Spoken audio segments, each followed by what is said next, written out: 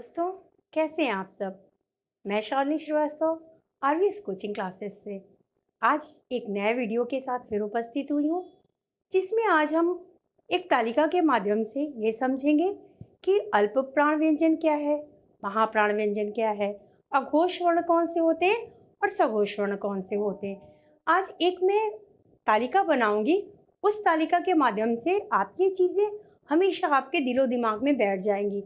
बस थोड़ी कोशिश मेरी तरह आपको भी करनी है कि इन थोड़ी कोशिश के साथ ये चीज़ें कभी आप नहीं भूल सकते। देखिए, ये वर्गीकरण की तालिका बनके तैयार है।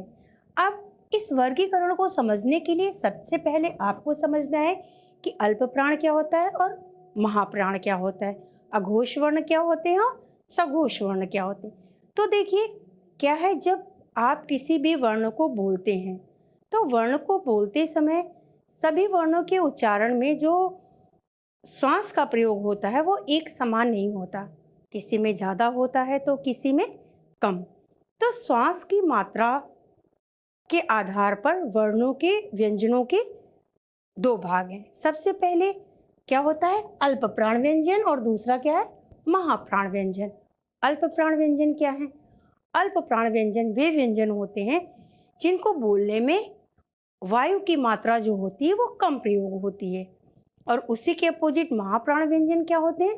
महाप्राण व्यंजन वे होते हैं जिनको बोलने में वायु की मात्रा का अधिक रूप में प्रयोग होता है।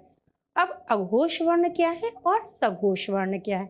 तो देखिए, अघोष वर्ण वे वर्ण होते हैं, ये क्या होता है कि ये प्रयत्न के आधार पर बोले जाते हैं। अघोष वर्ण और सघोष वर्ण क्या है? ये जो हमारी स्वर तंत्रिका है, इसमें हम जब प्रयत्न करते हैं तो प्रयत्न के आधार पर अघोष और सघोष वर्ण होते हैं। तो ये क्या है, प्रयत्न के आधार पर बोले जाते हैं, अघोष वर्ण और सघोष वर्ण। तो अब देखिए, प्रत्येक वर्ग का पहला, तीसरा और पांचवा, ये जो व्यंजन है ये कौन से व्यंजन है? अल्प प्राण व्यंजन है। पहला, तीसरा और पांचवा ये क्या होते हैं? हमेशा अल्प प्राण व्यंजन होते हैं हर वर्ग के। अब अगर आपको वर्ग नहीं समझ में आ रहा है कि वर्ग क्या होता है, तो आप इससे पहले का वीडियो देखेंगे, तो उसमें क्या है, आपको वर्णों का वर्गीकरण बताया गया है और उनका उच्चारण स्थान भी बताया गया है। तो इसमें क्या है कि प्रत्येक वर्ग के पहले, तीसरे और जो पांचवें जो व्यंजन होते हैं वो क्या होते हैं? अल्प प्राण व्यंजन होते हैं। और प्रत्येक वर्ग का दूसरा और चौथा जो व्यंजन होता है वो क्या होता है? महाप्राण व्यंजन होता है। अब इसके बाद देखिए, अघोष वर्ण कौन से हैं और सघोष वर्ण क्या है? तो प्रत्येक वर्ग के पहले और दूसरे जो वर्ण होते हैं वो क्या होते हैं? अघोष वर्ण होते हैं। ये जो पहले और दूसरे वर्ण हैं ये क्या है? दूसरे वर्ग के वर्ण हैं, ये क्या है? अघोष वर्ण है। तो अघोष वर्णों में कौन कौन से आते हैं?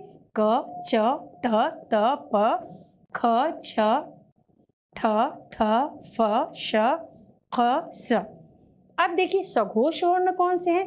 प्रत्येक वर्ग के तीसरे, चौथे और जो पांचवें व्यंजन होते हैं वे क्या कहलाते हैं? सघोष वर्ण कहलाते हैं।